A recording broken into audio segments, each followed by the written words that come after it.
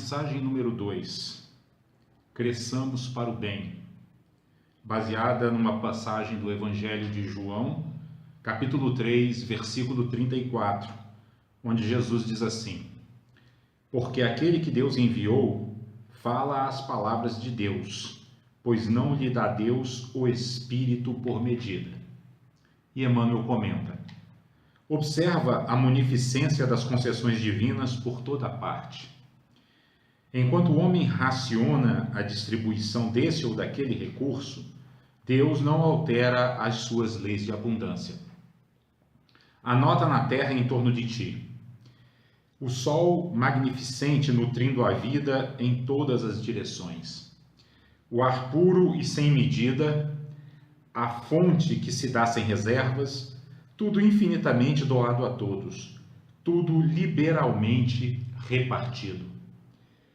Qual ocorre às concessões do Senhor na ordem material, acontece no reino do Espírito. As portas da sabedoria e do amor jazem constantemente abertas. Os tesouros da ciência e as alegrias da compreensão humana, as glórias da arte e as luzes da sublimação interior são acessíveis a todas as criaturas. No entanto, do rio de graças da vida, cada alma somente retira a porção de riquezas que possa perceber e utilizar proveitosamente. Estuda, observa, trabalha e renova-te para o bem. Amplia a visão que te é própria e auxilia os outros, ajudando a ti mesmo. Recorda que Deus a ninguém dá seus dons por medida. Contudo, cada alma traz consigo a medida que instalou no próprio íntimo para a recepção dos dons de Deus. Esse parágrafo onde Emmanuel diz: amplia a visão que te é própria e auxilia os outros, ajudando a ti mesmo, ele chama a atenção porque é essa ampliação da visão que vai fazer com que a nossa mente vá se transformando paulatinamente. Por quê? Porque na medida em que a gente amplia a visão, como por exemplo, como nos ensina o capítulo 2 do Evangelho segundo o Espiritismo, que é o que fala sobre, o título dele O Reino de Deus está dentro de vós? Acho que é isso, o Reino de Deus está dentro de vós, se eu não me engano. Mas é um capítulo que fala sobre a vida futura, né? Quando a gente começa a ter a convicção de que a vida continua após o processo da morte, isso amplia a nossa visão. E, consequentemente, isso muda o nosso comportamento. É por isso que Emmanuel fala aqui, amplia a visão para que a gente amplie a visão para que nós possamos nos ajudar e ajudar os demais, né? Porque quando a gente toma essa consciência de que nós somos seres imortais, né? E de que tudo aquilo que nós pensamos, falamos e fazemos durante a nossa vida terrena vai ter repercussões na nossa vida futura, nós passamos a ter uma outra postura diante do mundo, né? Isso parece que abre o nosso olhar para a responsabilidade que nós temos perante nós mesmos e perante os outros, né? Por isso que esse ponto eu acho um ponto interessante para a gente começar a nossa reflexão a respeito da mensagem de hoje, né? Porque a mensagem de hoje é: cresçamos para o bem. E o início do crescimento para o bem é justamente essa ampliação da visão, né? É nós não ficarmos restritos a uma visão estreita da realidade, a uma visão materialista da realidade, que é o que Jesus diz, que a gente não pode servir ao mesmo tempo a Deus e ao mundo, né? A visão restrita, ela serve ao mundo. Serve ao mundo em que sentido? No sentido de que nós não percebemos que as nossas necessidades vão muito além de necessidades materiais. Nós temos necessidades materiais, sim, como seres encarnados que somos, obviamente, né? Precisamos de casa, precisamos de comida, precisamos de nos deslocar, né? Precisamos de cuidar da nossa saúde, mas as nossas necessidades não se restringem a isso. Isso é uma visão muito estreita do que nós somos, né? O que nós somos vai muito além, né? O Espiritismo, a doutrina espírita, ele nos ensina que nós não somos seres humanos que de vez em quando têm experiências espirituais. Nós somos espíritos que vez por outra temos experiências humanas para nos aperfeiçoarmos. Então isso é visão ampla, né? É a gente perceber que nós estamos na Terra de passagem, mas com a finalidade de entesourar riquezas internas para a eternidade, para a vida como um todo, para a vida espiritual, né? Então, a propósito disso, Emmanuel nos chama a atenção para o que ele chama aqui de munificência das concessões divinas, ou seja, ele mostra que se a gente começar a ter essa visão mais apurada, espiritualmente mais refinada, nós vamos olhar em torno e vamos ver que nós temos uma riqueza de oportunidades que a vida nos oferece cotidianamente para esse crescimento para o bem, né? Que é o tema da nossa mensagem, né? Para que a nossa consciência se expanda, para que o nosso coração se purifique e para que a nossa mente se torne mais lúcida. Nós estamos o tempo todo nos deparando com esse tipo de oportunidades. Num dos temas que nós já sorteamos aqui, que chama-se Jesus e Dificuldade, Emmanuel também, comentando uma passagem do Evangelho, vai dizer que nessa ampliação da visão, a gente transforma também a nossa visão do que é dificuldade, né? Ou seja, dificuldade não é dificuldade. Dificuldade é desafio, né? Dificuldade é oportunidade de crescimento.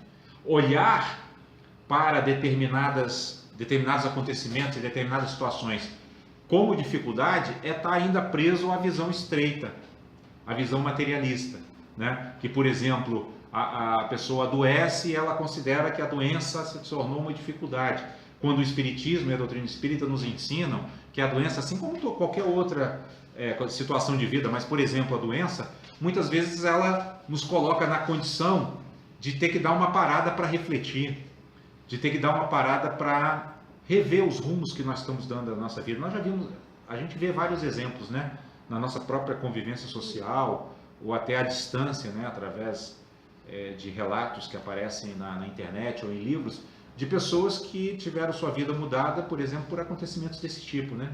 Uma doença, um acidente, alguma coisa grave.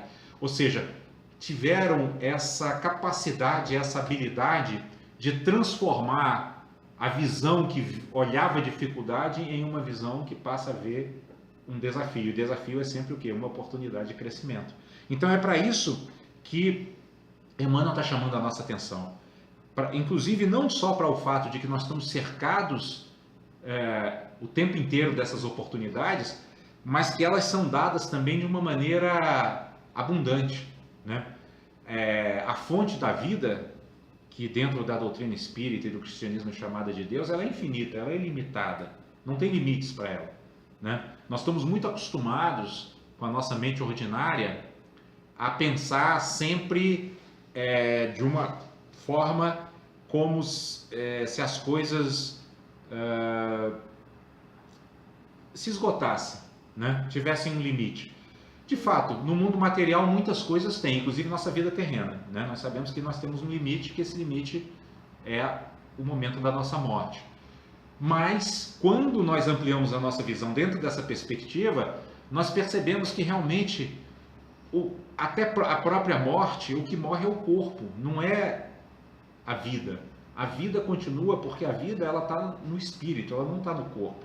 O espírito dá vida ao corpo por um tempo, porque ele precisa desse instrumento para crescer, para aprender e para se tornar melhor, né? Para entesourar aqueles tesouros que Jesus disse que as traças não roem, a ferrugem não come, né? Que são as virtudes, né? Que são as qualidades morais, o desenvolvimento da sabedoria, né? No nosso interior.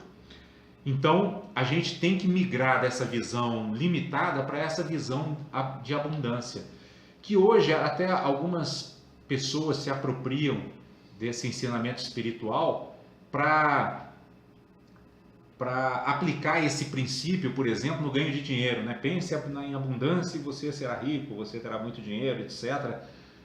O que não deixa de ser uma verdade. Realmente o pensamento define o nosso destino, isso é verdade, isso é uma verdade. O que a gente precisa tomar cuidado é em não começar a transformar os ensinamentos espirituais em ensinamentos para servirem a tornar a nossa vida material mais confortável, porque não é esse o objetivo. Eu gosto muito do título de um livro budista, onde o autor ele procura desfazer essa ilusão E o título do livro é Não é para a Felicidade. Mas quando ele diz não é para a felicidade, aí você vai lendo o livro, você percebe, não é para essa felicidade que vocês estão imaginando, né? Porque hoje, por exemplo, pessoas meditam falando assim, agora eu vou meditar porque eu vou ter uma mente mais focada, vou ficar mais, vou passar num concurso excelente, eu vou ganhar muito dinheiro. Então é nesse sentido que ele está dizendo, não é para esse tipo de felicidade, não é para o ego ficar mais confortável, né? Porque na verdade, e isso é um ponto muito importante da gente ter em mente, os ensinamentos espirituais verdadeiros, como são os de Jesus, eles levam o ego para uma zona de desconforto, né?